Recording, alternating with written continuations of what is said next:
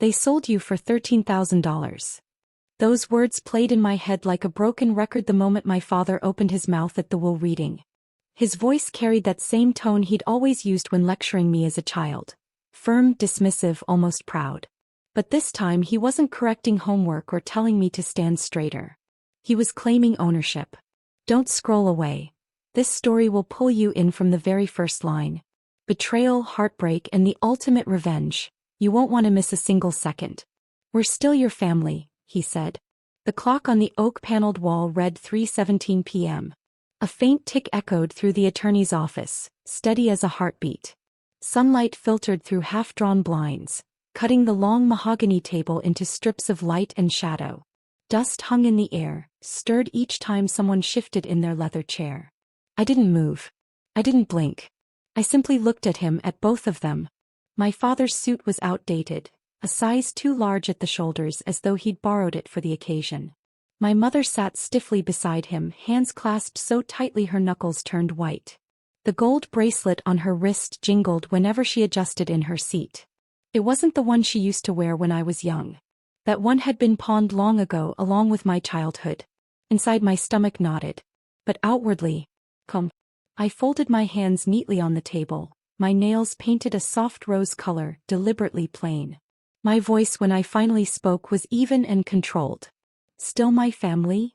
I asked quietly, almost as if I was clarifying a detail in a contract.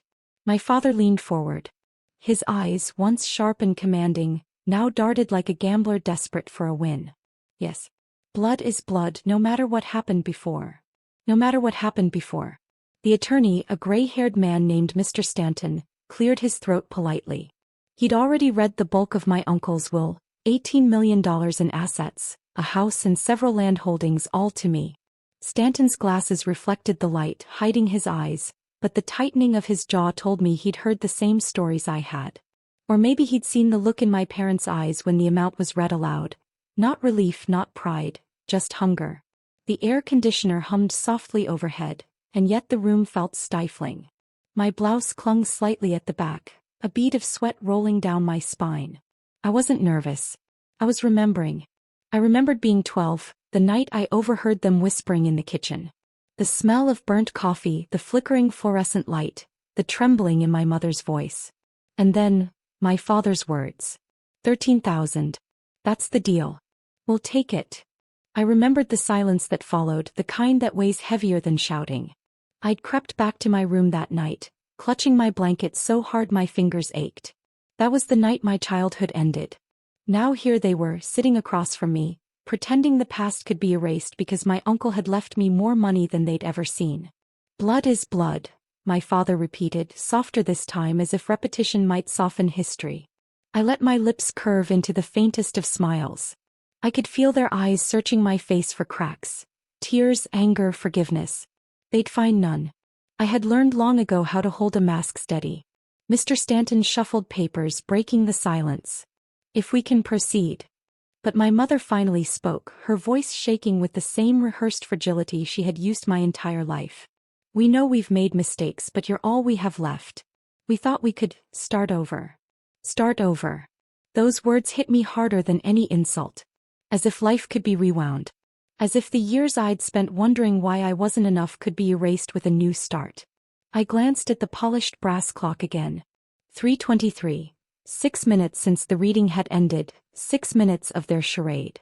Start over, I echoed, rolling the words slowly as though tasting something bitter. My mother nodded quickly. Honey, your uncle was generous and maybe this is a chance for us to be. I raised a hand, stopping her. The bracelet jingled again as she flinched. That sound lodged itself in my chest, metallic and sharp. You want to start over now that there's $18 million on the table, I said. Not a question. A statement. My father straightened, defensive. Don't twist it. We came here because of money, I cut in, still calm. My voice was steady, but inside my pulse thudded in my ears. The room grew heavy again, the silence louder than words. I let it stretch, let them sweat in it. I wanted them to feel the weight I had carried since childhood. I leaned back slightly, just enough to suggest ease. That was my hidden advantage.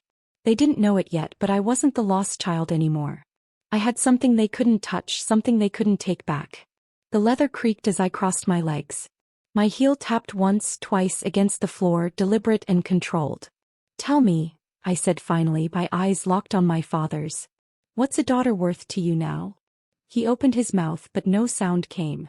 My mother reached out a hand across the table, fingers trembling, nails chipped and painted a dull pink. "Sweetheart." I didn't move to take it. The clock ticked. The sunlight shifted slightly across the table. Outside, faint traffic sounds filtered through the window. Life going on, indifferent to the drama unfolding inside. Mr. Stanton coughed again, clearly uncomfortable. But I wasn't ready to let this end. Not yet.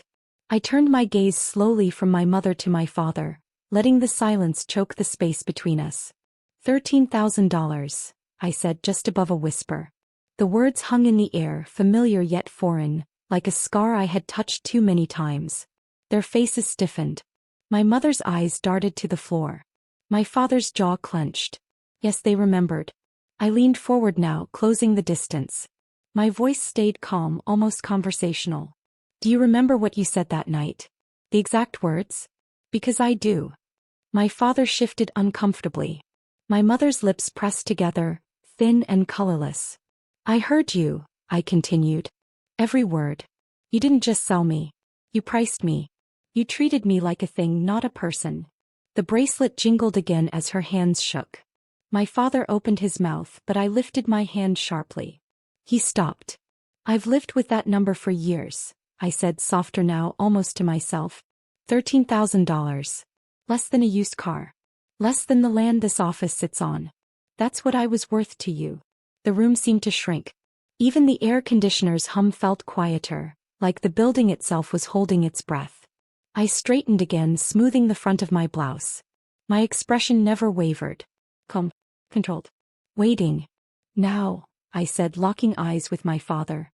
"Look me in the eye and tell me again that we're still family." The silence that followed was suffocating. My father's lips pressed into a thin line. My mother let out a soft, broken sound, half sob, half whisper. But I didn't flinch. I didn't cry. Because I already knew the truth. And they would soon know what I had planned. My father didn't answer. He just stared back at me, his lips pressed into a thin, stubborn line.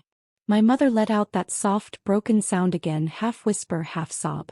I leaned back in my chair, straightened my blouse and stood. "Let's go home," I said calmly. "Not our home. Not theirs. My home now, the house my uncle had left me." The drive was quiet. My parents rode in the back seat like children being escorted, whispering occasionally but never loud enough for me to hear. The hum of the tires against the road filled the silence. I watched the rearview mirror more than the highway. My father's jaw still clenched tight, my mother's eyes darting to the window as if scenery might offer her comfort. The house sat on the edge of town, built in the early 60s. 2 stories, wide porches, heavy oak doors. It wasn't luxurious, not the way my parents imagined wealth should look, but it was solid, private and mine. The brickwork was faded, ivy climbing high along the chimney, and the air smelled faintly of pine from the woods behind it.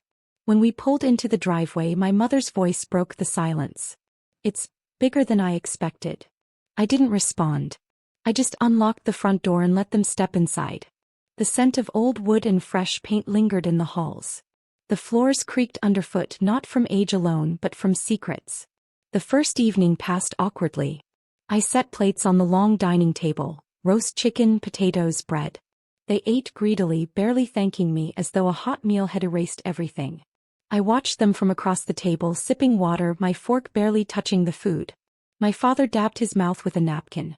"Feels like a fresh start," he said. The words struck me like a match, sparking heat in my chest. But I only smiled faintly and replied, "Yes. Fresh." That night I showed them their rooms.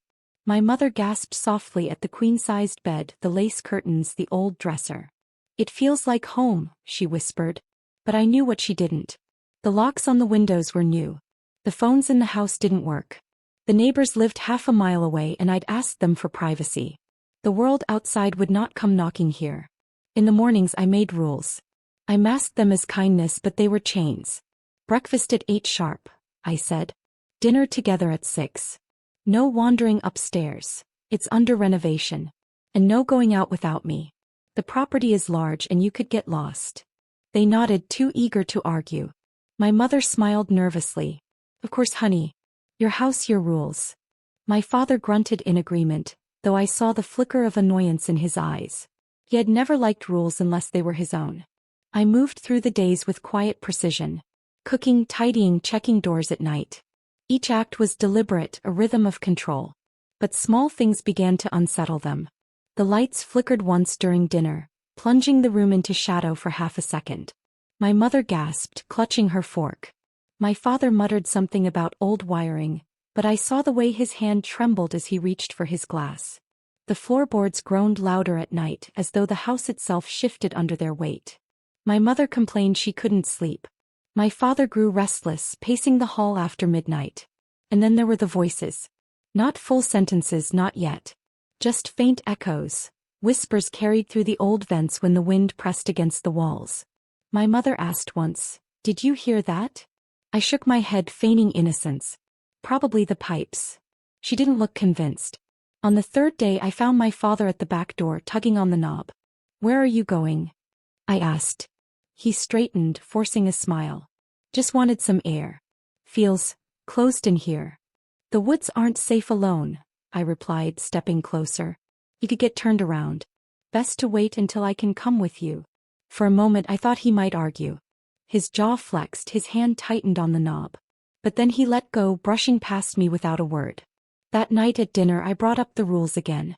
Doors stay locked after sunset. It's safer that way. My mother nodded quickly. My father stabbed his fork into the meat, his silence heavier than words. By the end of the week, the unease had taken root. My mother whispered late at night, her voice carrying through the vents. "Something feels strange here." I would lie awake in my room listening. Sometimes I'd hear my father's reply, low and tense. "It's just her way of controlling things. We have to stay calm." But I knew better. Calm wasn't in his nature. He was biding time, waiting for an opening. And I was waiting too. One afternoon I found my mother in the sitting room, staring at the silent telephone on the side table. "It doesn't work," she murmured. "No," I said softly. Her eyes flicked to mine, searching. "When will it?" I tilted my head. Why would it need to? Her lips parted, but no words came. She lowered her gaze to her lap, fingers knotting together. Later I caught my father testing the windows. He muttered something about fresh air, but his eyes didn't meet mine. The unease grew heavier with each day. Meals became tense, the silence at the table stretching longer. My mother's hands shook when she poured tea. My father's patience frayed, his voice sharp over small things. One evening he slammed his fist against the table. The plates rattled. "This isn't right," he snapped. I looked at him calmly. "What isn't?" These rules, these locks. We're not children." I met his anger with a steady gaze. "Then don't act like them." His face darkened, but he said nothing more. My mother reached across the table, her voice trembling. "Please, let's not fight. We're trying." But I knew they weren't trying to change. They were trying to find a way out. And I had no intention of letting them. That night I stood in the hallway outside their rooms, listening. My mother cried softly into her pillow. My father muttered words too low to catch. The house creaked, the wind pushed against the windows, and somewhere in the distance, a dog barked. I stood there in the dark, my hand resting lightly on the wall, feeling the vibrations of the house. It wasn't just wood and brick anymore. It was a cage. And they were beginning to realize it. By the second week, their unease had shifted into something heavier, fear. My mother jumped at small sounds, glancing over her shoulder as though shadows might move. My father grew more hostile, snapping at her, snapping at me, snapping at silence itself. At breakfast he shoved his plate away. "We can't live like this." I smiled gently. "Then perhaps you shouldn't have come." The words landed like stones, and for the first time he didn't answer. At night I walked the halls alone. The house felt alive, breathing, listening. My footsteps echoed softly against the old wood, and the shadows stretched long across the walls. I paused outside their door, hearing them whisper again. My father's voice was urgent, my mother's panicked. "Tomorrow," he muttered. "We'll try tomorrow." I pressed my hand against the cold brass knob, smiling faintly to myself. Tomorrow would never come. Tomorrow would never come. That thought carried me as I pulled my hand back from the cold brass knob, leaving my parents whispering in the dark. The next morning I set the stage.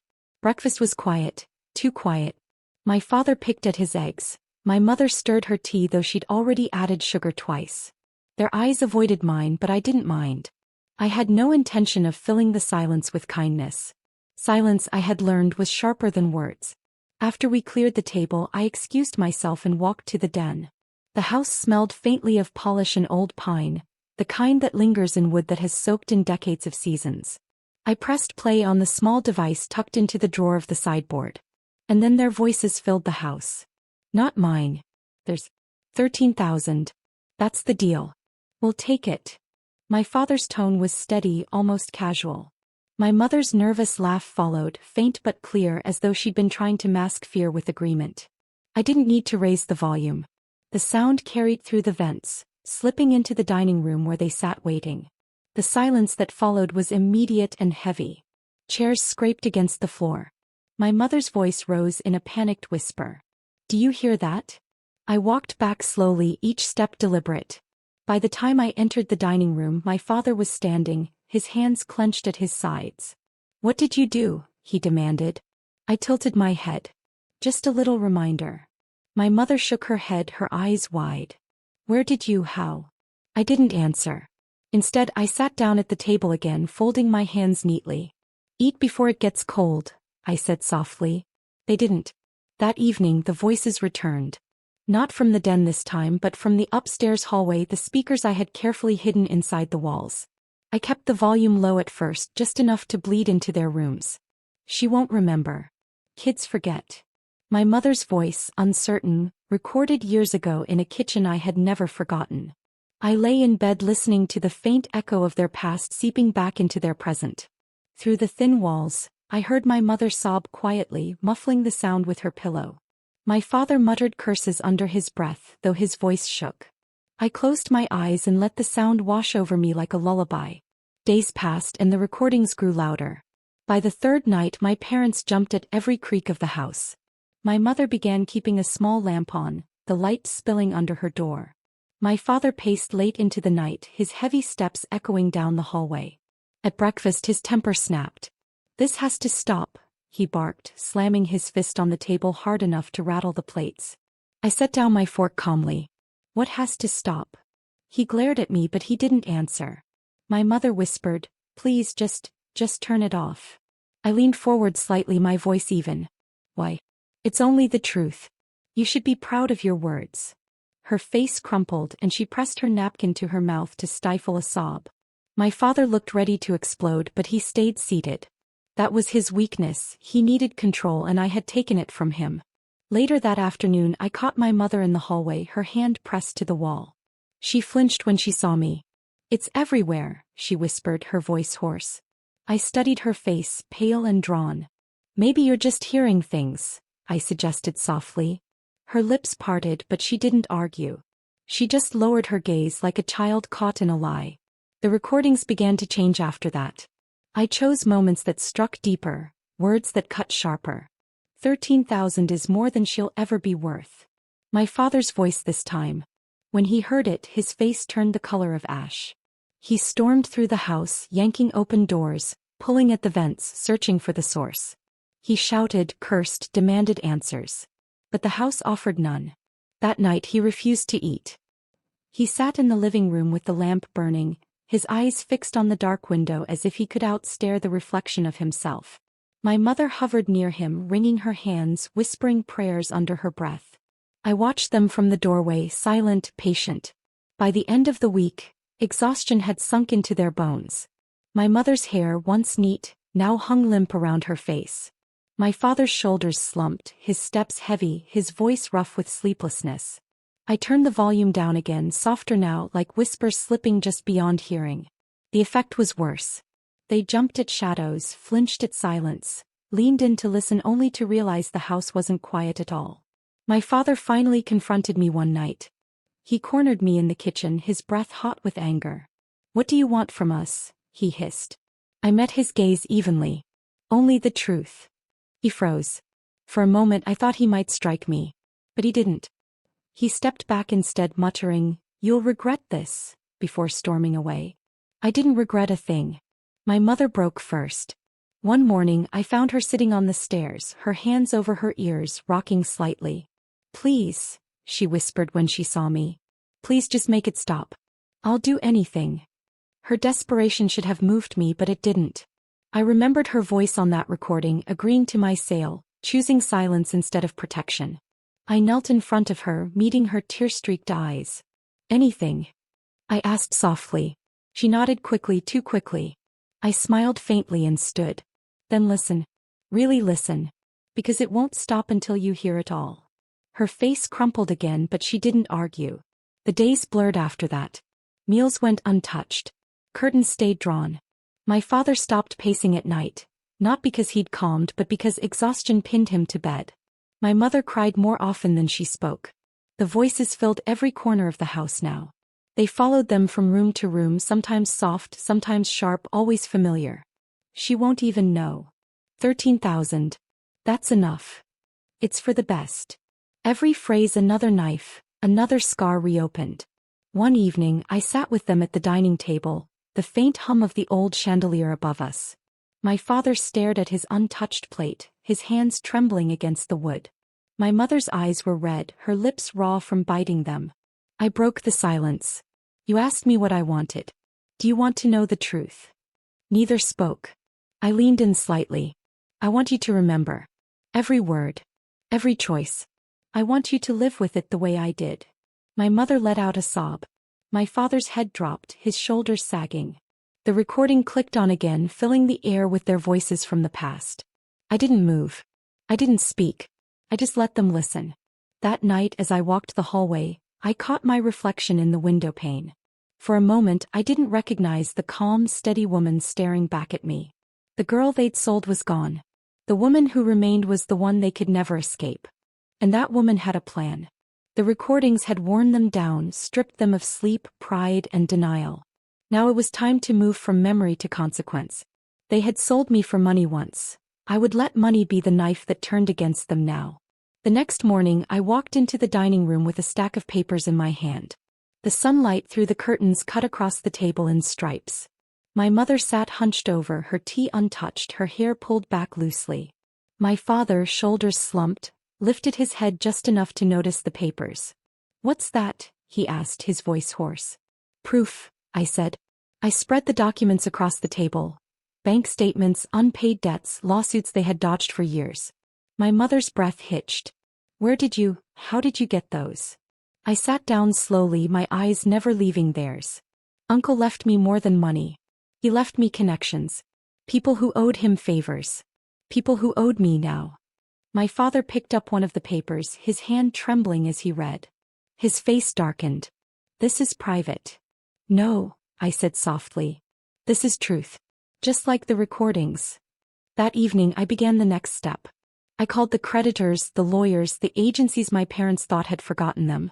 I gave them everything. Account numbers, overdue balances, hidden properties.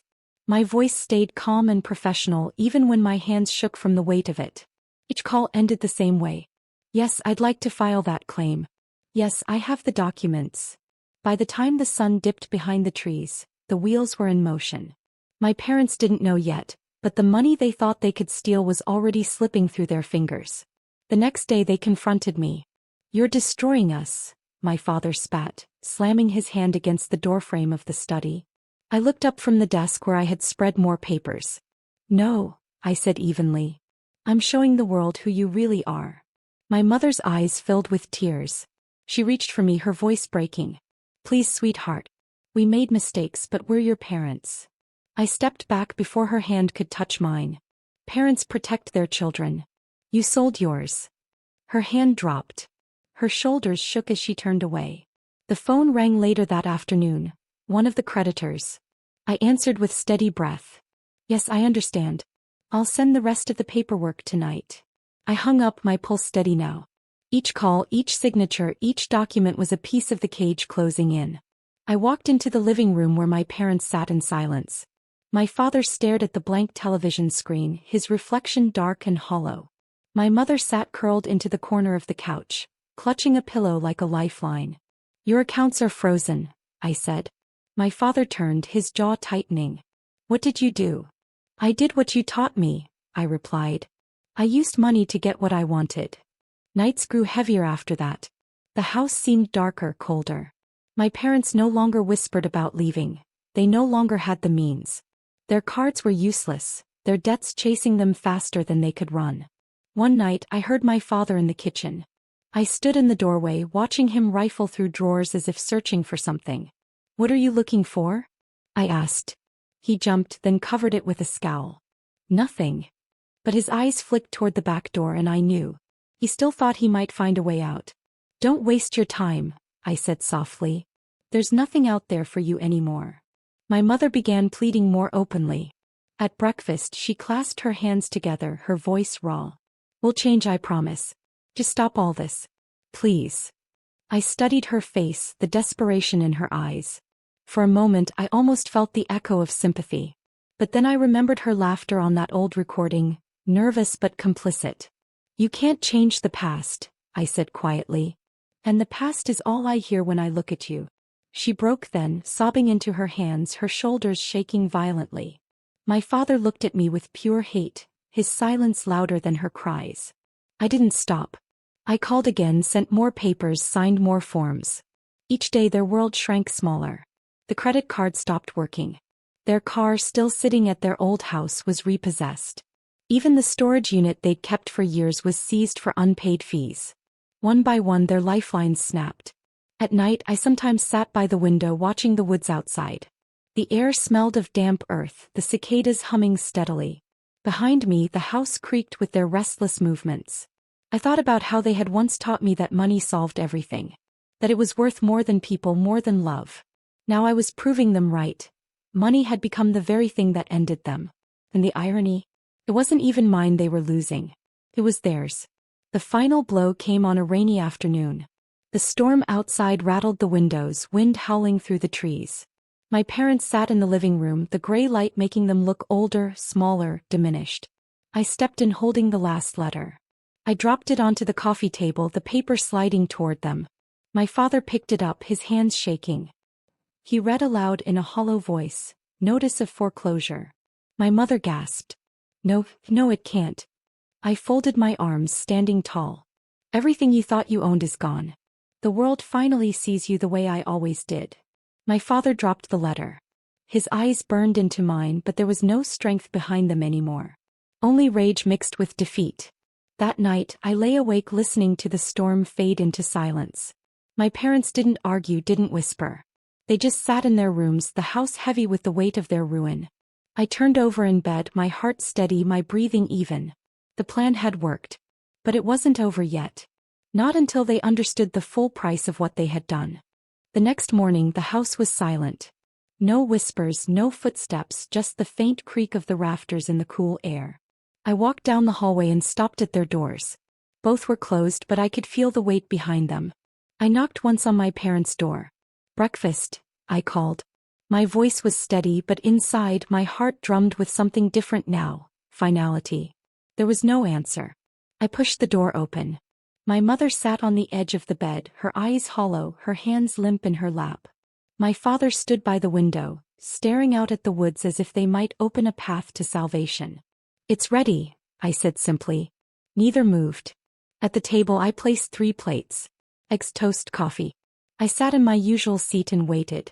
Eventually they shuffled in, moving like ghosts. My father didn't touch his food. My mother stirred her coffee but never drank. The silence stretched until I broke it. "Do you remember the number?" I asked softly. My mother's shoulders jerked as if struck. My father's jaw clenched. 13,000, I continued. "That's what you decided I was worth. Less than a car. Less than a patch of land. That was the price of your daughter." My father finally spoke, his voice low, bitter. "We did what we had to. You don't understand." I leaned forward, my eyes on his. "I understand perfectly. You chose yourselves. You chose money. And you thought I would forget." My mother shook her head. "We were desperate. You were too young, you couldn't know how hard it was." I cut her off. "I knew enough. I knew the sound of your voices. I knew what betrayal felt like. Tears spilled down her cheeks, but I didn't flinch. That evening I prepared the living room. The fire crackled in the hearth, casting shadows against the walls. On the table I set the small recorder one last time. They sat across from me, side by side, both shrunken, both broken in ways they couldn't hide anymore. "This is the last time," I said. "Listen carefully." I pressed play. Their voices filled the room, clear, sharp, undeniable. My father's steady agreement, my mother's weak laughter, the number spoken aloud like a sentence carved in stone. My mother covered her mouth with her hands, her sobs muffled but raw. My father stared into the flames, his eyes glassy, his jaw tight. When the recording ended, the silence that followed was louder than the fire's crackle. I leaned forward. "I've spent years carrying those words. Tonight I give them back to you." The final blow was not in sound but in paper. I pulled out a folder and slid it across the table. "What's this?" my father asked, his voice hoarse. "Everything," I said. "The debts, the foreclosure, the repossessions. It's all done. You own nothing. You owe everything. The world knows exactly who you are now." My mother reached for the folder with trembling hands. She flipped through the papers, her sobs growing louder with each page. My father snatched it from her, scanning quickly, his face contorting with fury. "You've ruined us." I met his glare, unshaken. "No. You ruined yourselves the day you put a price on me. I only finished what you started." Later that night I found them in the sitting room. My mother sat curled in the armchair, her eyes red and swollen. My father paced like a caged animal, muttering curses under his breath. He stopped when he saw me. "What now? Do you want us dead? Is that it?" His words hung heavy in the air. My mother gasped, covering her mouth. I stepped closer, my voice calm, steady. "No. Death would be too easy. I want you to live with what you've done. I want you to wake every day and remember the number. 13,000. I want it to echo in your bones the way it has in mine." My father's face fell, his anger collapsing into something smaller: defeat. My mother sobbed harder, her cries filling the room. I turned and walked out, leaving them in their misery. The days that followed were different. The house no longer echoed with recordings. I didn't need them anymore. The silence itself was enough. My parents stayed mostly in their rooms, speaking little, eating less. Their presence was smaller each day, like shadows fading as the sun moved on. I carried myself lighter. For the first time in years I felt the weight lift from my chest. Each breath came easier. One morning I stood at the window, the sunlight warming my face. The woods outside rustled softly, birds calling to each other in the distance. Behind me the house was still, almost peaceful. I realized then that I no longer feared them. I no longer needed their approval, their love, their lies. They had stolen my childhood. But I had taken back my ending. That evening I gathered them in the living room one last time. They looked smaller than ever, worn down by the weeks of truth they could no longer deny. "I want to say this clearly," I began. "I forgive you." Their eyes lifted, hope flickering faintly. "But forgiveness doesn't mean freedom," I continued. "It means I no longer carry your weight. You carry it now." Their faces fell. My father looked down, my mother covered her face, her sobs returning. I stood tall, steady. "You sold me once for $13,000. And now you've lost everything for it. That's justice. That's the family I finally bury, not in the ground but here in this house." In truth. When I walked out of that room I felt the air shift. The house no longer pressed down on me. It was mine, every wall, every shadow, every echo. I stepped outside into the cool night air. The sky stretched wide above me, stars scattered like silver dust. I closed my eyes and breathed deeply, the crisp scent of pine filling my lungs. For the first time I was free. I never looked back. As some debts can never be repaid. And some families deserve to be buried in memory, not mourned. They sold me for $13,000. But I was the one who decided the final price. If this story struck a chord with you, subscribe now. Every week we share new emotional, revenge-driven stories that will keep you hooked and connected. Don't just watch. Be part of this journey.